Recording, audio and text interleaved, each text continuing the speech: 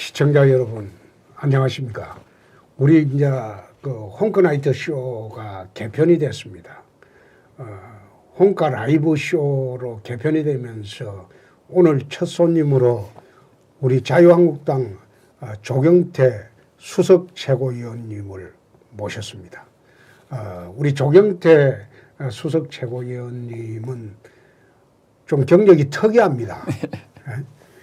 민주당의 무덤이라는 부산에서 내리 3선을 하시고 문재인 대통령하고 정치 성향이 맞지 않아 가지고 민주당을 박차고 나와서 저희 당으로 오신 분입니다. 오늘 저희 당의 보배이시자 입당하신 지 3년 만에 당의 최고 지도부에 그리고 최고 지도부라도 수석 최고위니까 당대표 요구시에는 바로 당대표 역할을 해야 되는 조경태 수석 최고위원님 모셨습니다. 고맙습니다. 인사하시죠. 예. 예. 저는 그 평소 존경하는 우리 홍준표 대표님과 이런 대담 프로에 나오게 된 것을 진심으로 영광스럽게 생각합니다. 짧지 않은 시간이지만 최선을 다해서 우리 홍카 라이브에 최선을 다하고자 합니다. 고맙습니다. 요즘 저희 당이 힘들죠? 네, 많이 힘듭니다. 그렇죠. 네. 그게 이제 지난번에 밖에서 가만히 쳐다보니까 패스트 트랙인가 그 상식 밖에 지시죠. 네. 어떻게 선거법을 그렇게 날치기를 하려고 드는지 그거 막느라고 저희 당에서 원에 나가서 참 원내외에서 고생을 많이 했습니다. 그래서 내가 참 당이 어려운 시절에 당의 지도부를 하시면서 참 고생 많으십니다. 네.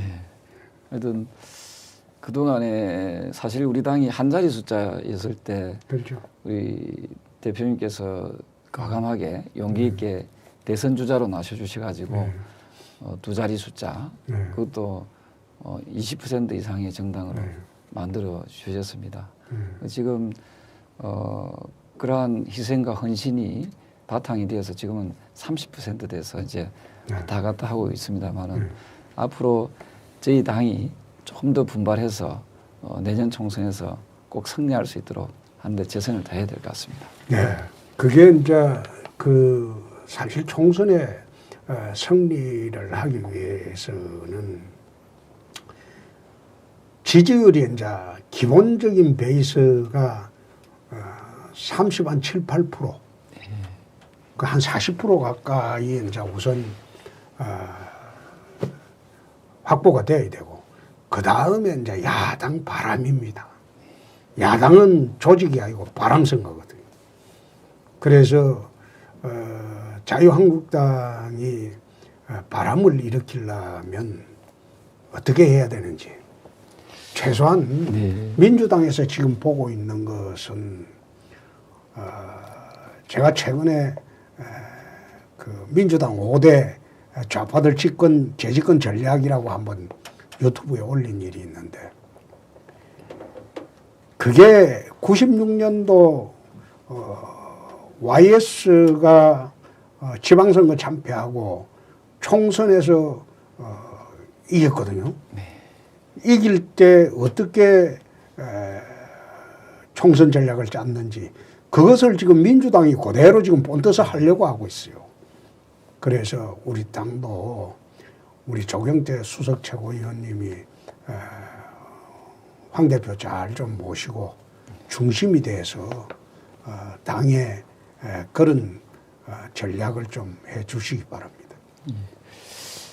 아마도 이제 저쪽 상대 진영에서는 이제 저희 당이 어떤 한 사람이 중심이 된 그런 뭐 정당처럼 비춰지게 되면은 한 사람만 공격해서 쓰러뜨리면은 끝이 그렇죠. 나지 않습니까? 그래서 저는 내년 총선 전략은 소위 말해서 무지개 전략 또는 어벤져스 전략으로 가야 된다 생각합니다.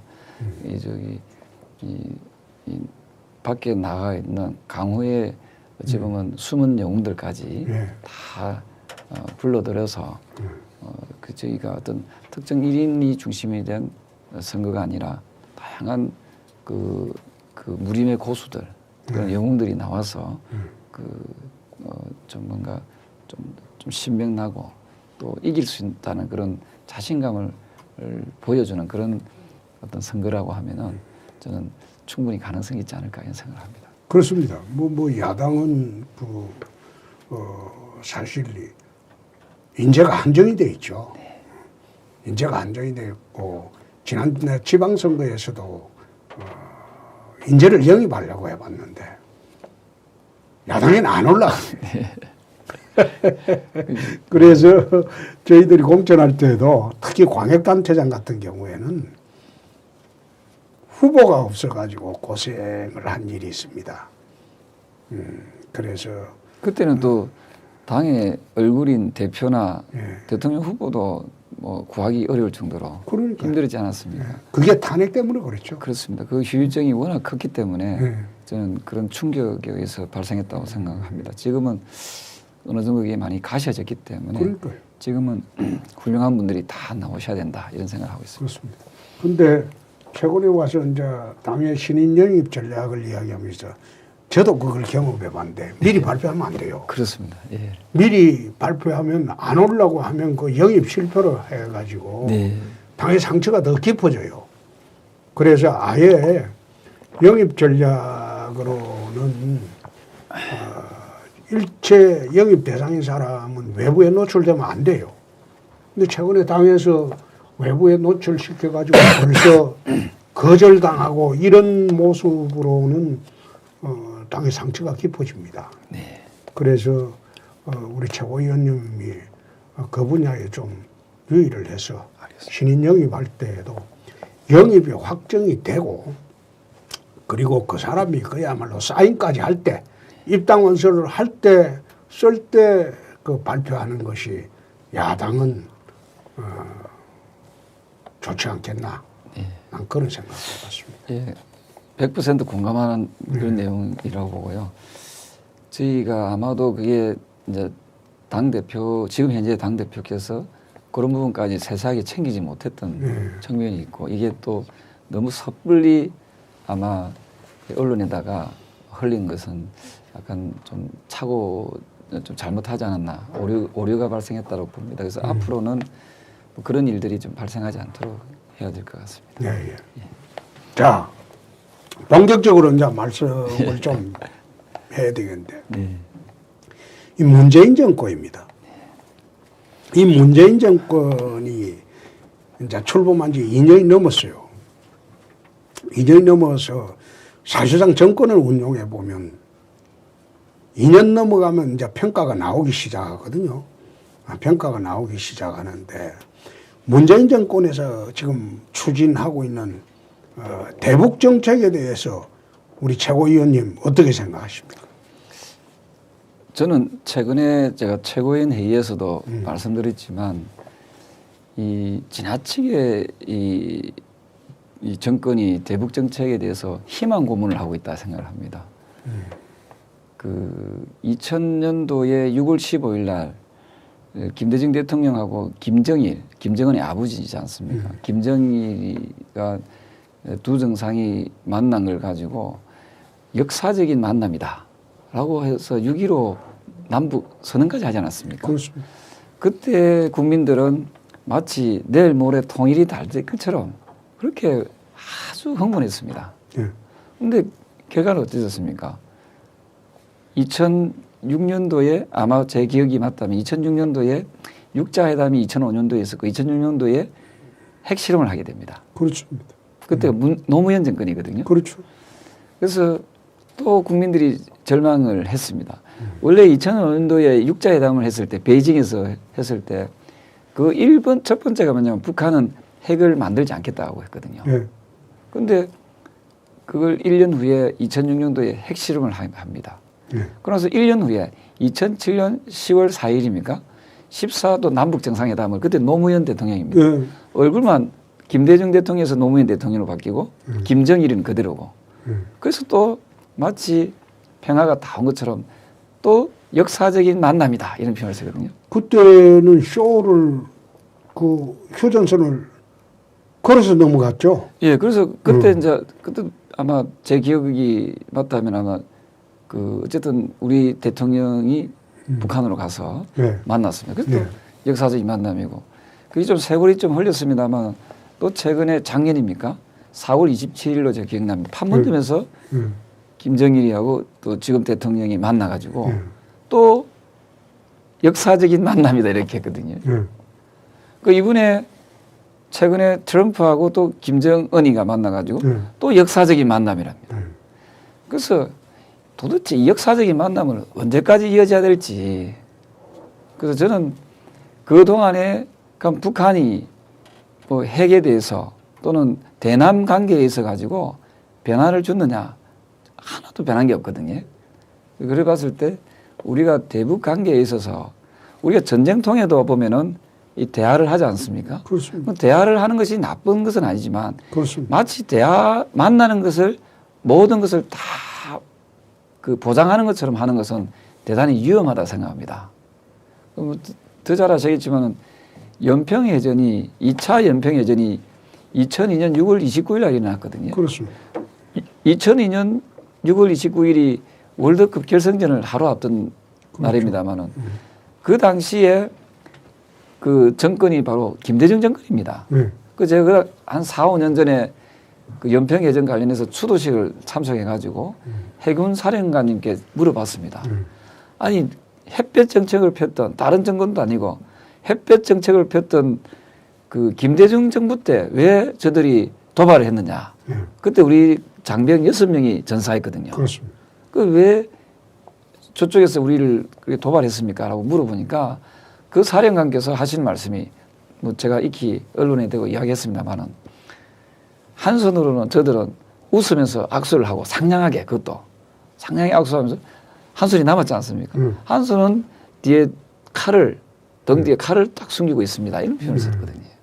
그래서 그 우리가 남북한에 대화하고 또 북한과 미국과 북한이 만나고 이런 건 다 좋습니다만은 그거는 그렇게 하되 북한을 더욱더 주목하고 경계해야 하는 부분 이 부분에 대해서는 소홀히 해서는 안 된다 이렇게 생각하고 있습니다.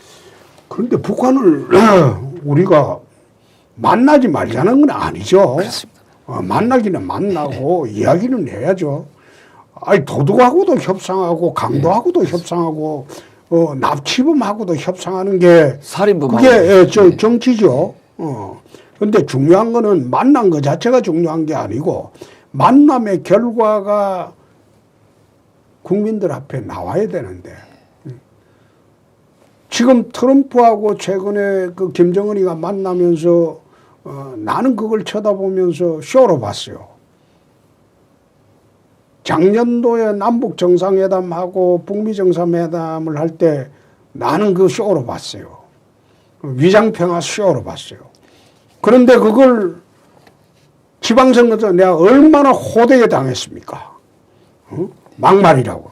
그렇습니다. 온갖 매체를 동원하고 심지어 우리 당의 의원들조차도 나를 지방선거 때 유세를 못 나오게 했거든. 막말했다고. 근데 그거 하고 난 뒤에 핵 폐기 절차가 한 발자국이라도 전진된 게 있었느냐. 없죠. 네. 핵 폐기할 의사 없어요.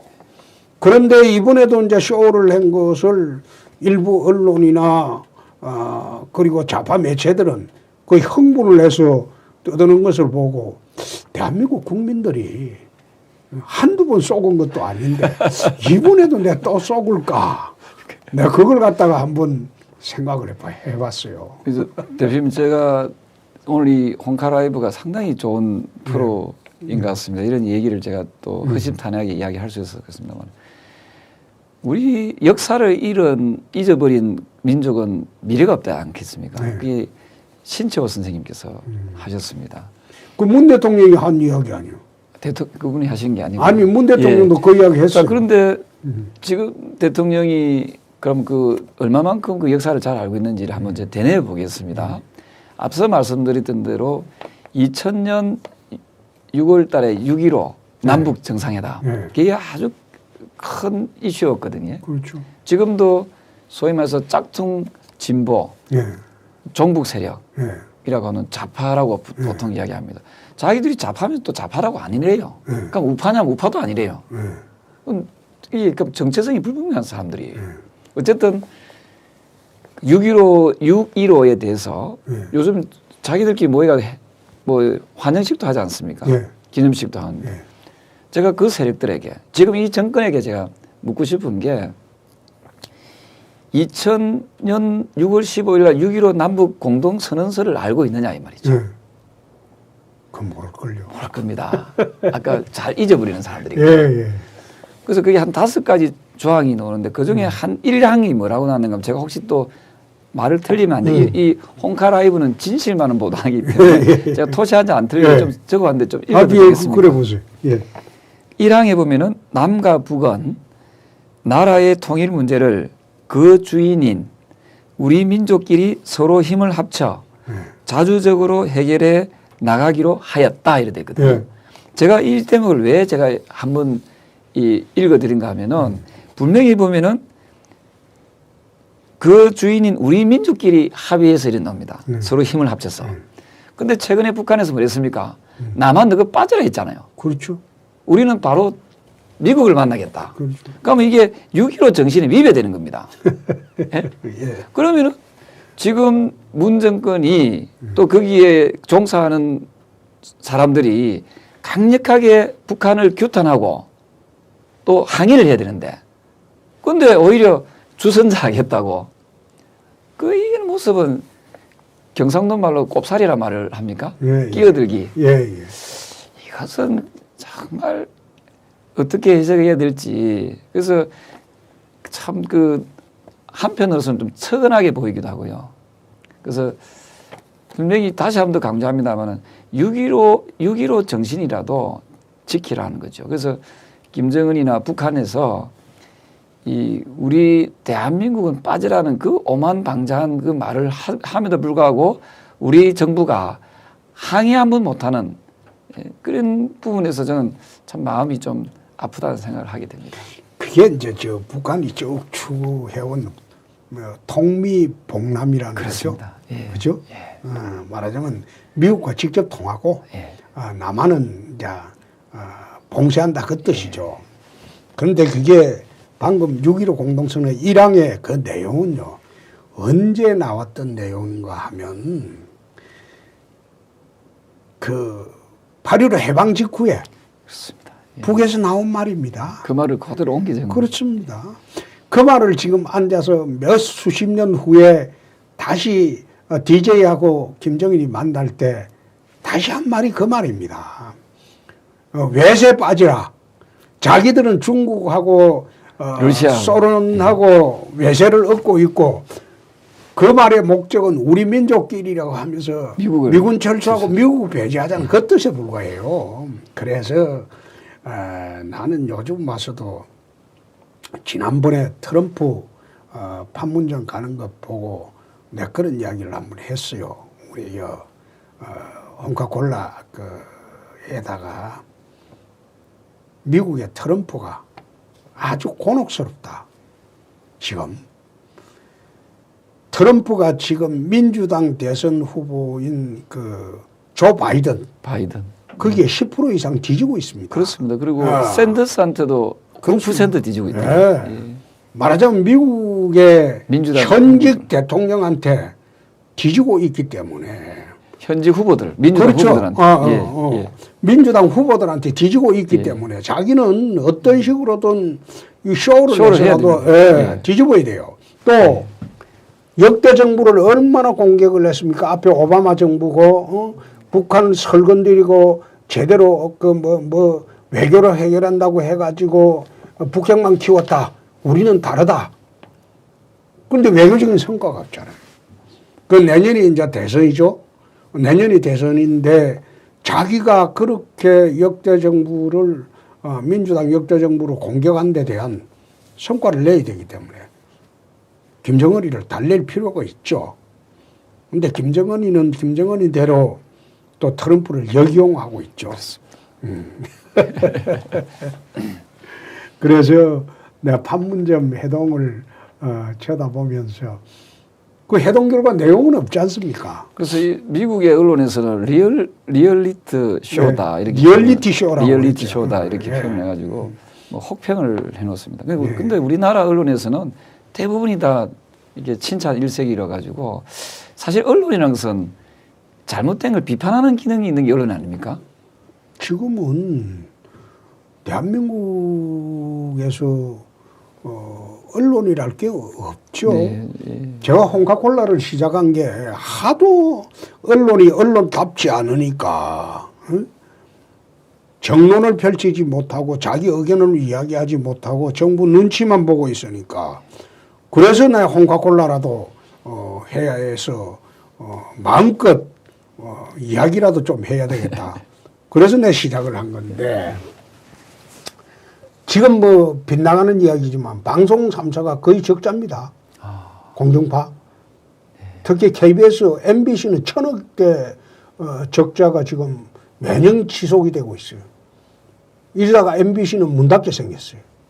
KBS도 금년에 아주 엄청난 적자예요. SBS는 작년에는 140억인가 흑자다가 이제 흑자 규모가 7억밖에 안 돼요. 그 뭐 흑자 7억이라고 하지만 사실상 적자나 마찬가지죠. 왜 그러냐? 국민들이 보질 않아요. 믿질 않으니까. 어떤 방송 시청률이 1%밖에 안 된다. MBC. 아 그렇습니까? 그 방송 뉴스 시청률이 1, 2%라는 거는 네. 한때요. MBC가 뉴스데스크 할 때는요. 시청률이 30%를 훨씬 넘겼습니다. 하긴 저도 지금 제가 정치인인데도 뉴스를 안 봅니다. 예. 제가 지금 방송 3사 뉴스 안 본 게 나는 한 2년이 넘었을걸요. 아, 예. 아예 그쪽 프로는 집에 가서도 예.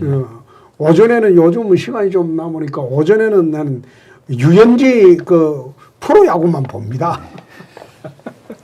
그래서 이거 이러다가 방송사의 MBC는 앞으로 없어질 수도 있겠다 그런 생각이 들 정도로 방송의 신뢰를 잃어가고 있고 또 신문사도요.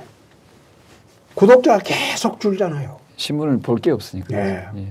그래서 참 이러다가 대한민국의 올바른 이야기를 하는 그 언론사는 다 없어진다.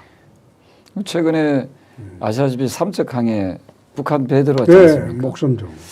그 오늘 며칠 전에도 저희들 그 의원님들께서 이게 간첩선인지 그 기순선인지 분간이 안 간다는 말씀들을 많이 주시거든요.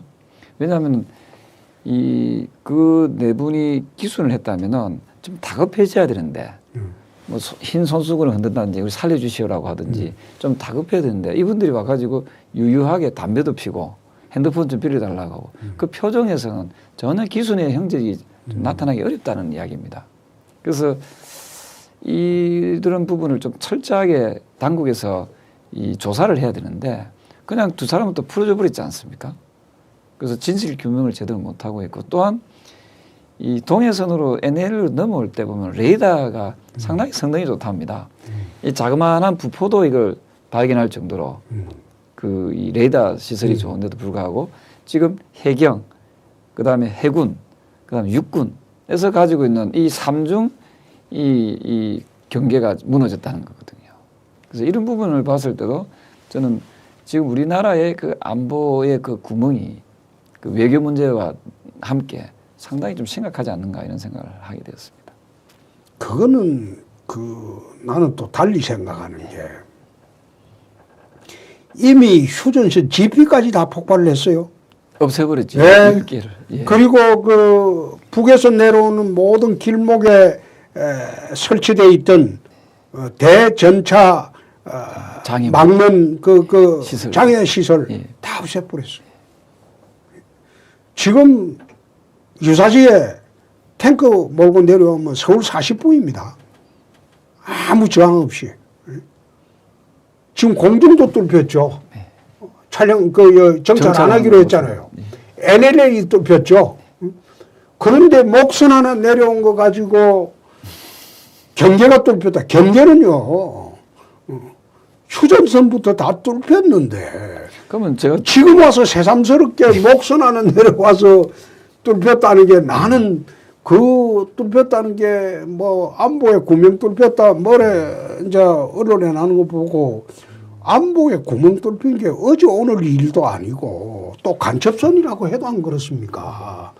지금 간첩이라니 굳이 내려올 필요가 어디 있어요? 대북 협력하는 사람이 권부에도 있는 바인데 옛날에 내 예를 하나 들어볼까요? 네.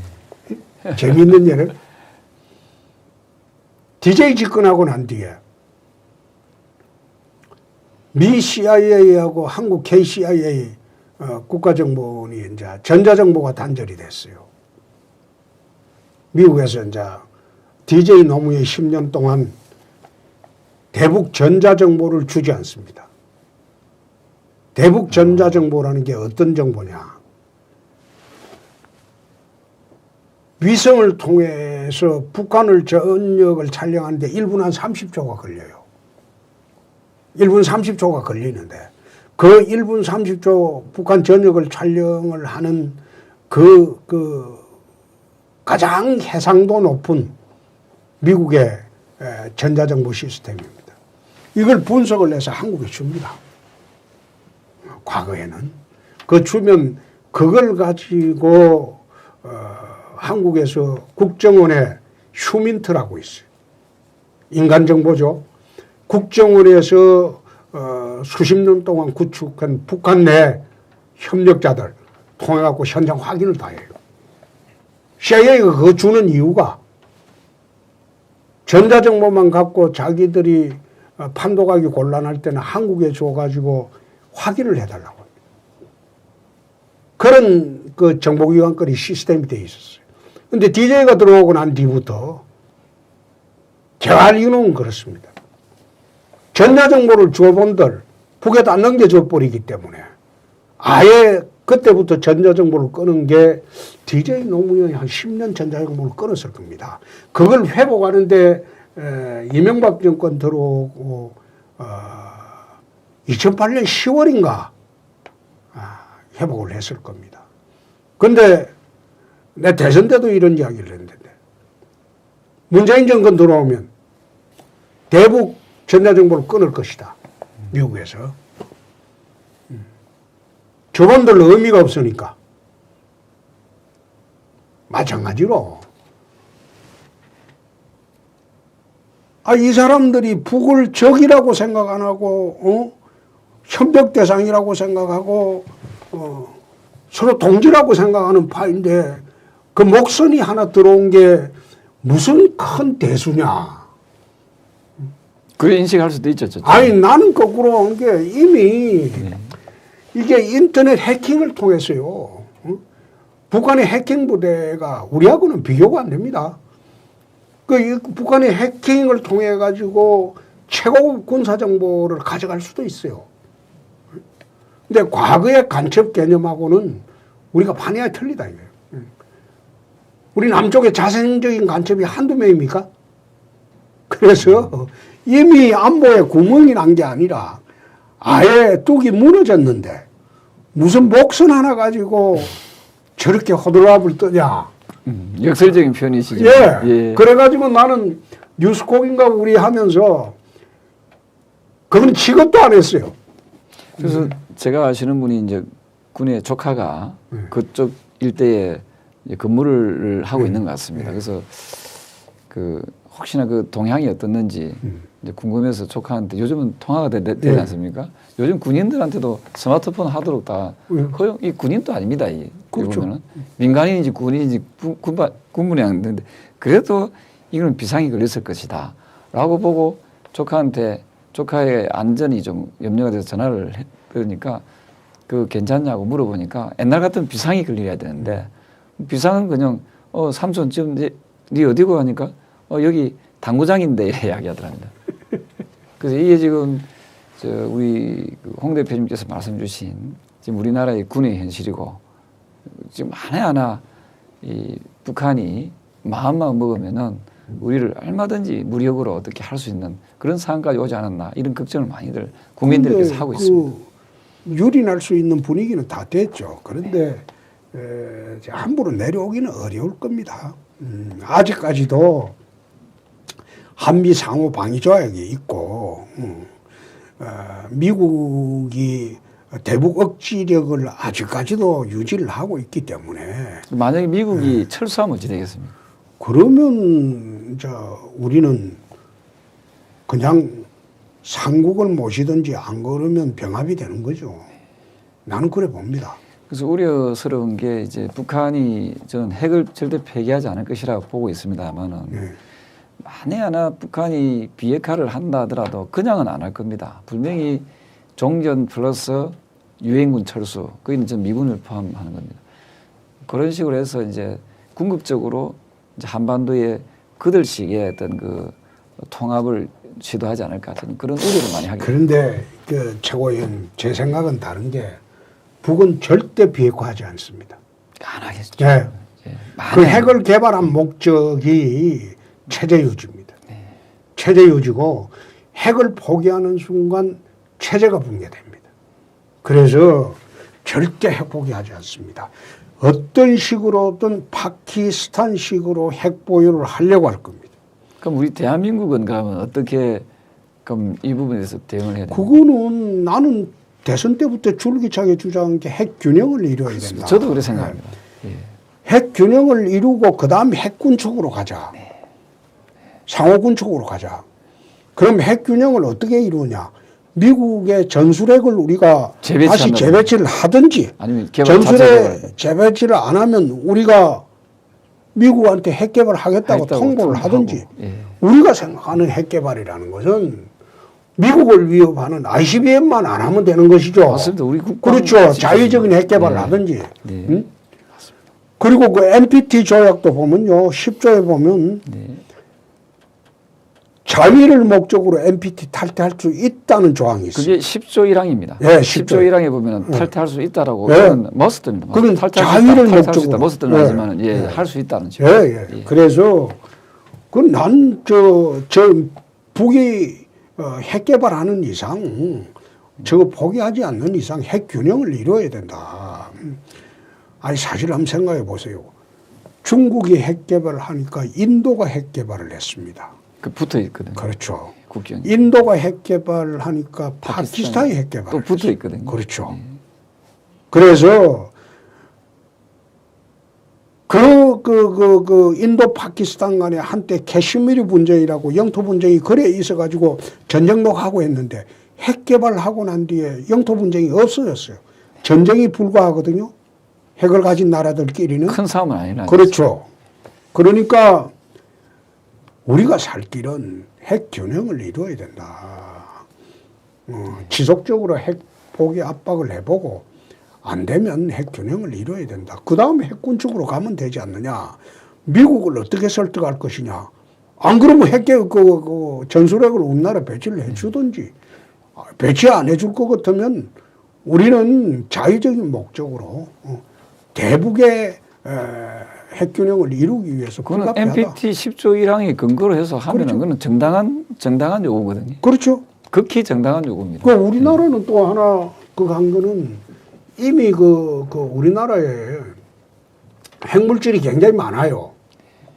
30년 이상 원자력을 가동을 시켰기 때문에 사용 후 핵 그렇죠. 많이 있지 않습니까? 그걸 갖다가 이제 플루토늄을 갖다가 재처리를 하면 1에서 한 2%가 그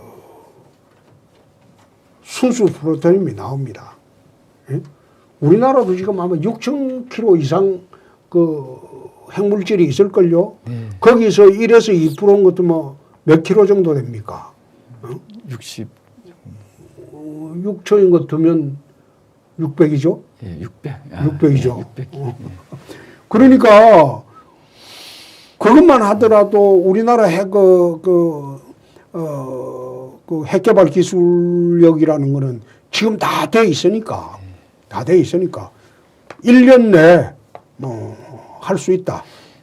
저희들 이런 이야기하면 또 일부 세력들은 우리를 보고 또 거구다 이렇게 표현하지 않겠습니까? 그럼 북은 거구 아닙니까? 글쎄 말입니다. 그러니까 이런 논리들이 상당히 내노남불. 에이, 예. 그런 이야기 하면 안 되죠. 그리고 핵 개발을 하면 경제적인 제재를 어떻게 견딜 것이냐 그 이야기를 하는데 미국하고 협상해야죠. 그렇습니다. 그 하라고 대통령 뽑아 그렇죠. 아닙니까? 협상을 해가지고 네. 전술핵을 재배치해라. 다시 하든지. 지금 나토에는 재배치했잖아요. 그렇습니다. 나토에는. 아니 저 유럽 쪽에 그 재배치된 데가 네 개, 그렇죠. 네 개국이 최소한 네 개국이 있거든요. 그래서 아니 그들보다 우리가 더 위험한데. 예. 그래서 이런 걸 앞으로 우리 국가 지도자가 되실 분들 또 된 분들은 지속적으로 미국과 협상하고 요구해야 된다. 저는 그런 생각을 합니다. 내가 우리 워싱턴에 당 대표 시절에 2년 전에 워싱턴 갔을 때 CPR이라고 미국 외교협회 가서 한번 또 미국 군축 전문가들하고 토론하면서 핵개발 이야기하니까 아주 군수차관부 출신이 조롱을 하더라고. 근데 정색을 하고 이야기를 했어. 조롱한 이유는 뭡니까? 아니 한국이 무슨 핵개발? 이런 식으로 조롱을 한다. 그래서 내가 정색을 하고 이야기했어. 미국이 우리가 핵개발하면 경제제재 한다고 하는데 우리가 10대 경제 대국이다. 우리나라 경제제재하면 미국 경제에 영향은 없을 것 같냐? 우리나라를 경제제재하면 미국의 경제적인 영향은 안 올 것 같냐?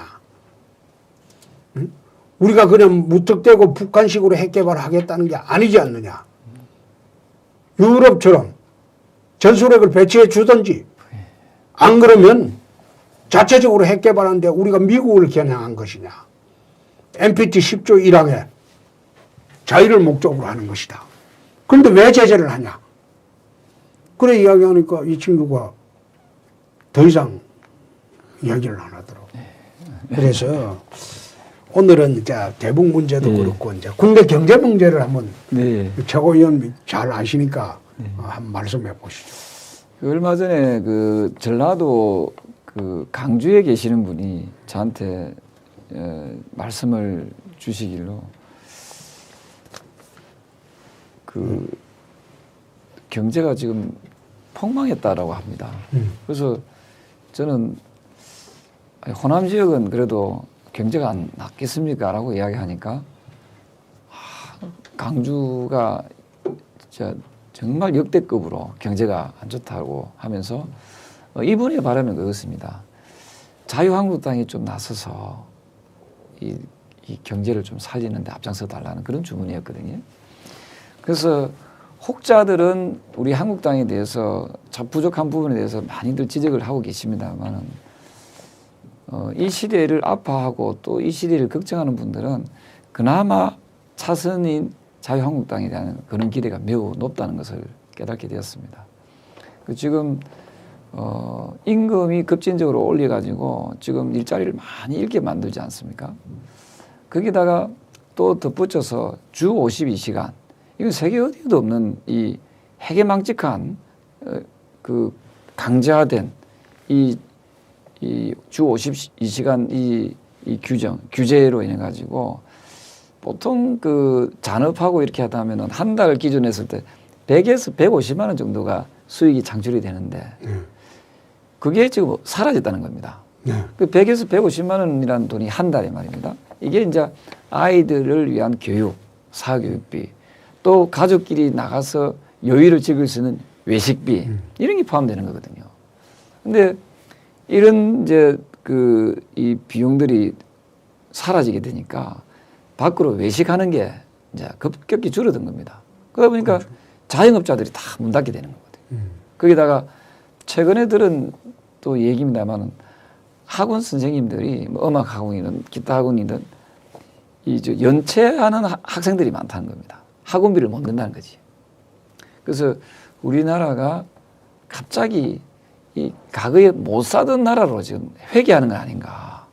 그래서 이런 부분에 있어서 이제 상당히 우려스럽다 이 말씀을 드리고 싶습니다. 그리고 특히 이 정권은 그러한 그 심각성을 잘 느끼지 못하는 것 같습니다. 왜 그런가 하면은 이분들이야 그 뭐 아시다시피 청와대에 지금 들어간 분들이 저는 대표님 임명된 사람들이 왜 그래 그 재산이 많습니까? 아, 글쎄요. 지금 뭐 검찰총장 후보자도 뭐 60몇 억이고 아, 거기는 각 씨가 부자예요. 어쨌든 말입니다. 그리고 또 지금 뭐 그 윤석열은 지도는 없어요. 그 저 장하성 중국 대사인가? 원래 그 장하성 대사는 한 100억대 준 대시더라고요. 투자 그 펀드하고 그 돈 엄청 많아요. 그래서 대체적으로 뭐 몇십억, 뭐 100억대 뭐 이런 분들은 장하성 씨는 100억대 넘을걸요. 그래서 뭐 일단 밝혀진 거 그렇습니다. 그래서 그래서 그분들은 또 지금 뭐 또 다 월급을 받고 있는 분들이지 않습니까? 공직에 있는 사람들이나 뭐 크게 자기 재산이 있는 분들이야 그걸 와닿지가 않거든요. 대통령부터 해가지고. 그렇죠. 근데 지금 다수의 시민들, 국민들은 하루하루가 지금 불안하게 살고 있습니다. 어떤 분은 저한테 이런 얘기를 하더라고요. 저는 상당히 그걸 감명 깊게 들었습니다만은 과거에 새마을 운동 기억나십니까? 네. 새마을 운동 할 때 처음에는 그래도 우리가 허리띠 졸라매고 열심히 하면은 잘 살 수 있다. 잘 살 수 있다는 희망을 갖고 살았는데 실도 잘 살게 되었고요. 뭐 작은 지하 반지하나 단칸방에서 자꾸 옮겨가는 그런 재미도 있었지 않습니까? 조금 더 큰 그렇죠. 평수로 옮겨가는 조금씩 키워가는 그 살림을 이렇게 부르는 재미가 있었는데 지금 현재보다 내일은 또 그 다음은 더 어려워질 거라는 그 불안감으로 좀 살고 있다는 거죠. 그래서 지금 경제 말씀을 주셨는데 경제는 심리라고 저는 생각을 하거든요. 그렇죠. 지금 우리 국민들의 그 심리 상태는 대단히 불안해하고 있고 그게 어디로 드러나는가 하면은 자살을 많이 하고 있지 않습니까? 그렇습니다. 저는 좀 분노하는 것 중에 하나가 최근에 30대 가장이 빚 7천만 원 때문에 자살했습니다. 네. 일가족 4명이. 네. 이거는 우리 사회의 상징이라고 생각하거든요. 빚 7천만 원 때문에 진짜 젊었을 때는 얘가 빚을 갚을 수 있는 거 아닙니까? 그렇죠. 근데 희망이 없는 거죠. 앞으로 이거 내가 못 갚는다는. 그래서 7천만 원 때문에 우리 국민이 일가족 4명이 자살했는데 근데 이 정부, 이 정권은 쌀을 갖다가 5만 톤을 갖다 북한에다 줬습니다. 보통 5만 톤 하면은 이게 잘 안 와닿는데 어떤 언론을 보니까 이게 계산이 1,300억인가? 예. 이렇게 환산이 되더라고요. 그래 됩니다. 앞으로 5만 돈 더 주겠다는 거 아닙니까? 그러면 북한에는 1,000억대 이상을 돈을 이렇게 그냥 아무런 조건 없이 주면서 내 나라, 내 국민들은 어찌 보면은 그 7천만 원이 없어서 자살하게 방치하는 이게 국가인지 이게 나라인지 저는 되묻고 싶다는 생각을 합니다. 그래서 저는 지금이라도 국민들께서 이 잘못된 정권에 대해서 꼭 규탄하고 좀 일어서야 된다 이런 생각을 저는 하게 됐습니다. 아마 내가 지난 1월부터 그런 이야기를 했는데 일본이 칼을 뺄 것이다. 한일 관계가 이런 식으로 가게 되면 일본이 칼을 빼기 시작하면 IMF에 버금가는 우리나라 경제 위기가 올 수가 있다. 그 이야기를 했는데 최근에 이제 일본이 칼을 뺐죠. 칼을 뺐는데 그건 나는 시작으로 봅니다. 시작으로 보는데 정말로 이 정권이 경제를 살릴 수가 있느냐? 나는 이 정권 하에서는 경제 못 살린다고 봅니다. 정권이 바뀌지 않으면. 그럼 야당이 어떻게 해야 될 것이냐? 진짜 국회에서 우리도 해봤지만 야당이 할 수 있는 역할의 한계가 있어요. 아무리 저지하려고 해도 그게 되질 않아요. 그래서 참 국민들한테는 답답하지만은 투표를 잘 할 수밖에 없다. 그렇습니다. 응? 그게 민주주의다. 특히 내년에 아마 예. 국민들께서 단단한 각오로 투표하셔야 될 것 같습니다. 저도 요즘 등산 가고 운동 가고 그래 하면서 만나는 사람들이 제발 좀 잘해보 달라고 하는데 제가 드리는 말씀은 투표를 잘해야 됩니다. 그게 민주주의입니다. 여러분이 선택한 정부고 여러분이 선택한 정권입니다. 그래서 야당이 할 수 있는 일에 한계가 있습니다. 그러니까 내년에 꼭 투표 잘해 주십시오. 내 거꾸로 그런 부탁드립니다. 경제가 왜 잘못되어 가는가? 이거는 기본적으로 좌파 경제 정책으로서는 나라 살릴 길이 없습니다. 그래서 최고위원님이 이제 기획재정위원장님 출신이니까 앞으로 국회에서 자유한국당이 경제 분야에만 집중적으로 우리가 대처를 해도 국민들이 우리 쪽으로 많이 오게 되지 않을까 나는 그런 생각을 합니다. 아무튼 대표님께서 좀 그런 부분에 대한 뭐 좋은 말씀들을 당에다가 많이 좀 전해주시고요. 당에서 전해주는 게 제가 할 수 있는 방법은 예. 홍카콜라 통해서 하는 이야기밖에 없어요. 예. 왜 그런가 하면 당에 뭐 이야기를 하면 간섭한다고 하고 그리고 그런 이야기를 하기 때문에 내가 아예 홍카콜라 통해서 당내 비판하는 것도 자제하고 당이 잘못하고 있다 이 이야기도 앞으로 안 하려고 합니다. 감사합니다. 내가 누구를 비난하는 것도 아니고 내가 그 당에 여당 때도 대표해봤고 야당 때도 해봤습니다. 그래서 참 예정을 갖고 이야기를 하더라도 오해를 하는 경우가 많기 때문에 당에 대해서는 최근에 와서는 일체 이야기 안 하려고 합니다. 고맙습니다. 너무 잘해주시고 계셔가지고. 그래서 예. 지금 이 문제도 그렇고 이제 지금 내가 지금 걱정스러운 게 몇 가지가 있는 게 곧 윤석열 청문회를 합니다. 나는 윤석열 청문회가 윤석열 검찰총장 후보자로 청거되는 순간 저 윤석열 검사장이 총장이 되겠다. 그럼 윤석열 후보자가 총장이 되고 난 뒤에 중앙지검장은 또 이제 소윤이라는 분이 같은 윤 씨입니까? 윤대진 씨. 이제 검찰국장을 하고 있으니까 그럼 100% 중앙지검장 오죠. 대윤 소윤이라도 소위 법조에서 이야기하는 그 두 분이 총장 중앙지검장 들어오게 되면 자유한국당은 타켓이 될 것이다. 아, 그분이 정치검사입니까? 아니 뭐 어디 정치검사라고 할 것도 없고 예. 하여튼 이 정권하고 코드가 맞는 검사들이죠. 그래서 우선 첫째가 윤석열 청문회 때 오히려 황교안 대표 청문회 안 되도록 좀 당에서 유의해달라. 두 번째 국회 선진화법 위반으로 지금 고발이 된 국회의원들에 대한 보호를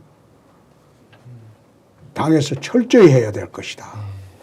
어떻게 해야 될 것인지 당 지도부에서 국회의원들이 억울하게 당하지 않도록 좀 지도부에서 적극적으로 나서달라. 그 부탁으로 오늘 말씀 드립니다. 네, 잘 그렇게 하고 또 대표님께서도 예. 그런 부분에 대한 조언과 또 노력을 좀 같이 좀 해주시면 좋겠습니다. 근데 밖에서는 저희들이 이제 가능한 한 이제 전직 당대표가 간섭하는 모양을 갖춰서는 안 되죠. 그래서 당 지도부들 만나는 것도 우린 참 조심스럽게 생각을 합니다. 잘못 만나면 그건 간섭하는 형태가 되고 하기 때문에 당이 혁신을 해야 될 겁니다.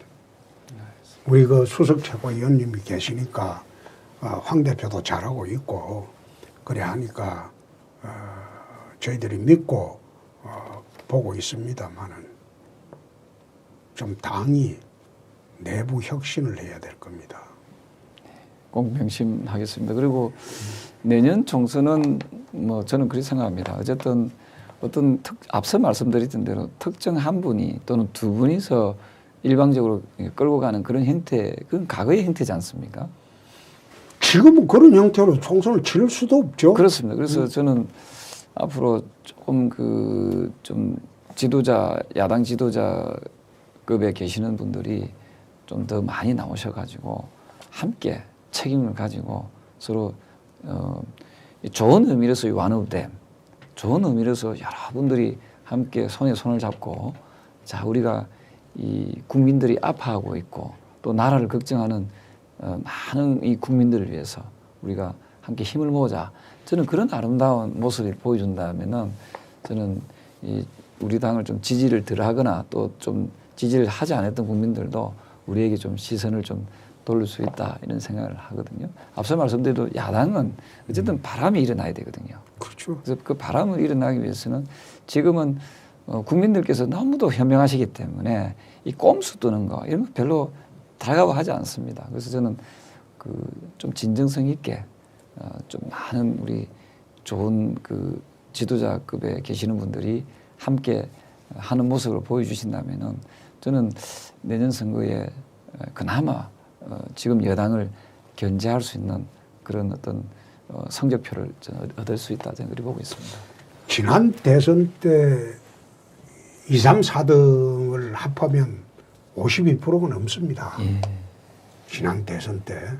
저 상대쪽은 41% 예, 받았습니다. 예. 2, 3, 4등을 합치면 52%가 넘습니다. 과반수가 넘어요. 그래서 이제는 이 좌파 정권의 폭주, 나라 허물기를 멈추게 하기 위해서는 안철수 의원, 유승민 의원 이런 분들도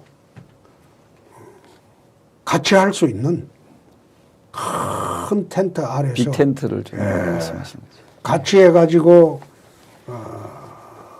총선을 돌파할 수 있는 그런 길이 열렸으면 합니다.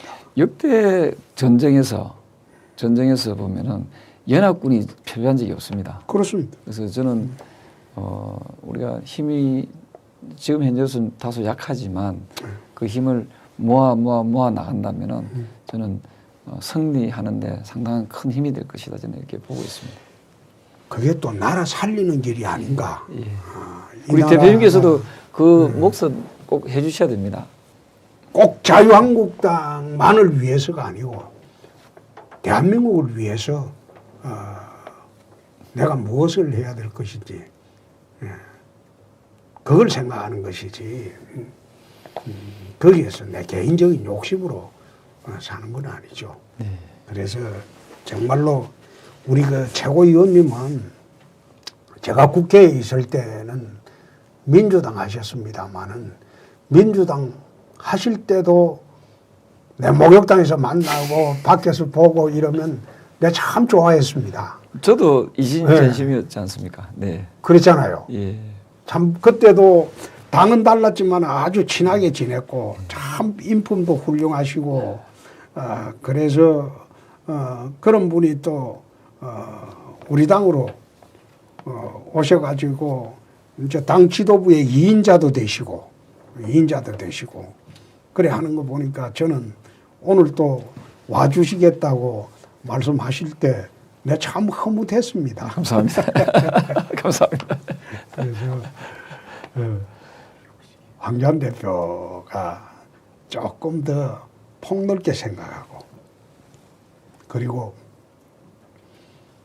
나라를 살린다는 생각으로 야당을 이끌어 나가주시면 좋은 일이 전부 생기지 않을까 나는 그런 생각을 합니다.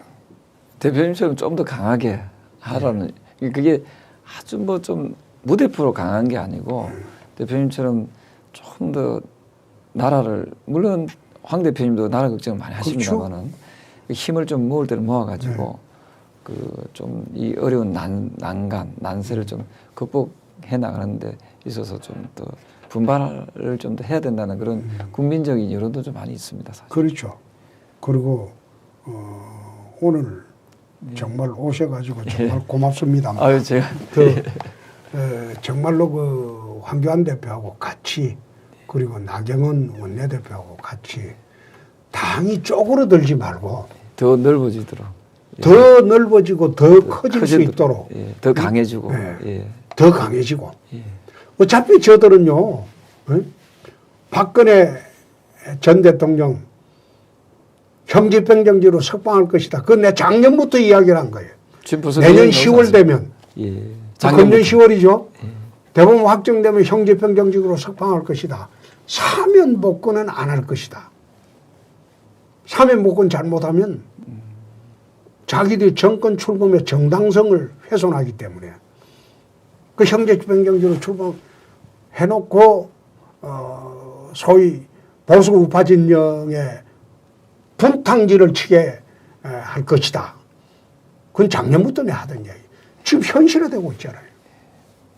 그래서 우리 최고위원님이 당의 2인자까지 되셨으니까 황교안 대표님 모시고 당이 진짜 쪼그러들지 않고 더 넓어지고 더 커지도록 그래서 빅 텐트를 만들어서 내년 총선에 국민들로부터 압도적인 지지를 받도록 꼭 역할을 주실 것을 부탁 말씀드립니다. 예, 꼭 제가 명심에 또 명심을 해서 나라 살리고 또 국민들한테 안심될 수 있는 그런 정당으로 거듭날 수 있도록 항상 그 최선을 다하도록 하겠습니다. 오늘 정말 감사합니다. 감사합니다. 네. 네.